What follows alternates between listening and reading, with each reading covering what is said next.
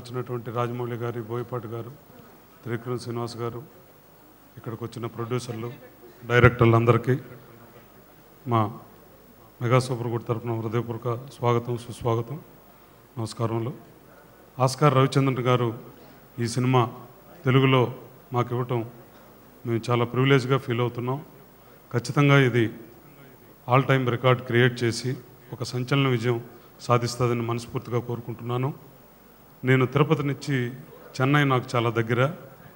శంకర్ గారితో తెలుగులో సినిమా దీమని ఒక 10 years నుంచి ప్రతి పార్టీ జరిగేటప్పుడు తెలుగులో ఒక సినిమా చేయండి సార్, తెలుగులో మీకు అన్ని సక్సెస్లు ఇచ్చారు, మీరు తెలుగులో మాత్రం సినిమా తీయట్లేదు అని చాలా ట్రావెల్ అయ్యి ఒకరోజు ఆయనకి చెప్పకుండానే ఆయనకి తీసుకెళ్ళి అడ్వాన్స్ ఇచ్చేసిన తర్వాత పాపం ఆయన ఏం మాట్లాడకుండా తీసుకున్నారు, చాలా గౌరవంగా తీసుకున్నారు. తీసుకున్న తర్వాత అపరిచితుడు టైంలో నాకు తెలిసి నేరుగా డబ్బులు పోయి ఇచ్చేస్తానని తీసుకున్న గొప్ప దర్శకుల్లో ఆయన ఒకడు. ఏమాత్రం మాట్లాడకుండా పాపం నేను నిజంగా చాలా సంతోషం వేసింది ఆ రోజు నుంచి ఆయనతో ఒక సినిమా చేయాలని ఒక కోరిక అలాగే మిగిలిపోయింది. ప్రతి రత్నం గారి ద్వారా ఆయన మాకు పరిచయంతో చాలా ఎక్కువ అసోసియేషన్తో తిరుపతిలో కూడా ఆయన్ని తీసుకొచ్చి జీన్ సినిమాకి కానీ అపరిచితుడు సినిమాకి కానీ ఫంక్షన్లు చేయడం కూడా జరిగింది ఆయన మీద ఉండే ఇంట్రెస్ట్తో. అలాగే అపరిచితుడు అయిపోయిన తర్వాత ఆయన రజనీకాంత్ గారికి ఒక సినిమా చేయాల్సిన అవకాశం వచ్చిన తర్వాత ఆయనలో నిజాయితీ మీకు ఎవరికి తెలియంది. ఏవిఎం ప్రొడక్షన్స్కి రజనీకాంత్ గారి కమిట్మెంట్ ఉంటే ఏవిఎం ప్రొడక్షన్స్ వాళ్ళు నాతో మాట్లాడాలని తిరుపతికి వచ్చారు మా ఆఫీస్కి.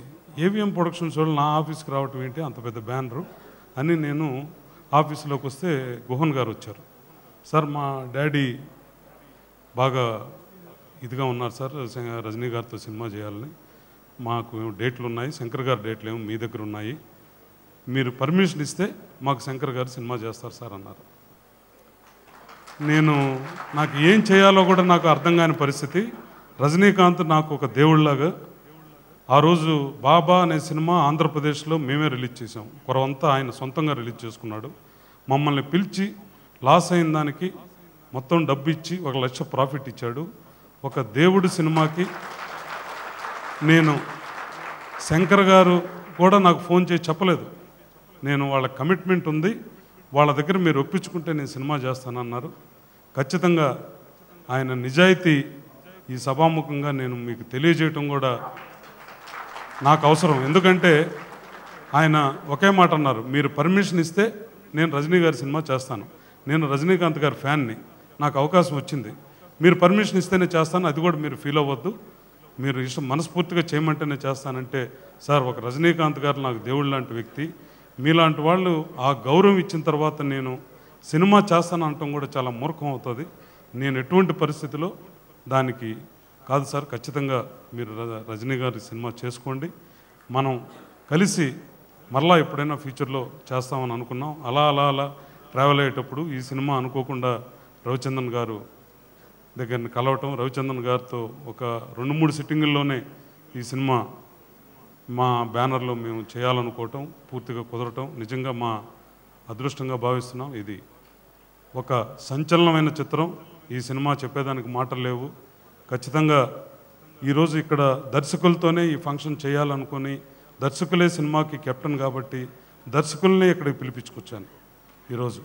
ఎందుకంటే దర్శకుడు అనేవాళ్ళు లేకపోతే సినిమా లేదు కాబట్టి దర్శకుడు గారిని దృష్టిలో పెట్టుకొని, దర్శకులు అనే ఉద్దేశంతో రాజమౌళి గారు, అసలు ఈ కలయిక త్రివిక్రమ్ శ్రీనివాస్ గారు, ఒక బోయపాటి గారు, ఈ కలయిక ఈ ఫంక్షన్ నిజంగా శంకర్ గారికి సమక్షంలో ఈ ఫంక్షన్ జరగటం కూడా నిజంగా మేము ఒక అదృష్టంగా భావిస్తూ, ఒక దర్శకుడు సినిమాకి ఎంత ముఖ్యమో శంకర్ గారి నిజాయితీ కూడా ఈ సమాముఖంగా తెలియజేయడం కూడా నాకు అవసరం. కాబట్టి ఈ అవకాశం ఇచ్చిన ఆస్కార్ రవిచంద్రన్ గారికి, మీడియా మిత్రులకి అందరికీ పేరు పేరున నా హృదయపూర్వక నమస్కారం తెలియజేసుకుంటున్నాను.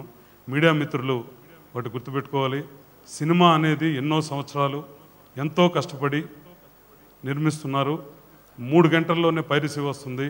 దయచేసి ఆ పైరసీ మీద కూడా మీరు మీడియాలో దృష్టి పెట్టండి.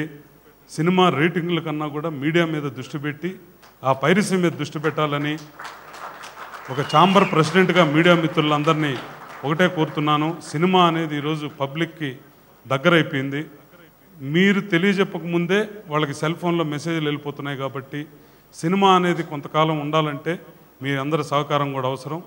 ఈ రేటింగ్లు అవన్నీ మనం అమెరికాలో అట్లా లేవు కాబట్టి మన దేశంలో ఉన్నాం కాబట్టి దయచేసి మీరందరూ మీడియా మిత్రులు యాజ్ ఏ ఛాంబర్ తరపున నేను రిక్వెస్ట్ చేస్తున్నాను. యాజ్ ఏ ఛాంబర్ ప్రెసిడెంట్గా ప్లీజ్ మీరందరూ కోఆపరేట్ చేయండి. ఎప్పుడు సినిమా వాళ్ళు మీతోనే ఉన్నారు, మీడియా వాళ్ళతో. మీకు ఏం కావాలన్నా కంటెంట్ కూడా ఫుటేజ్ అవన్నీ కూడా సినిమా వాళ్ళు అందిస్తున్నారు. 3 గంటల్లో సినిమా పైరసీ వస్తుంది. ఎంతోమంది కష్టం డే అండ్ నైట్, కొన్ని సంవత్సరాల కష్టం వృధాపోతూ ఉంది. దయచేసి మీరందరూ దాని మీద దృష్టి పెట్టి అది సహాయ సహకారాలు అందించాలని, ప్రభుత్వం కూడా దాని మీద దృష్టి పెట్టాలని కోరుకుంటూ ఈ అవకాశం ఇచ్చిన అందరికీ నమస్కారం తెలియజేసుకుంటూ సెలవు తీసుకుంటాను. ఓడించాలనుకునేవాడు వెంట పడతాడు, వాడు ఎప్పుడు వెనకే ఉంటాడు. గెలవాలనుకునేవాడు ముందుంటాడు, ఎప్పుడు గెలుస్తూనే ఉంటాడు.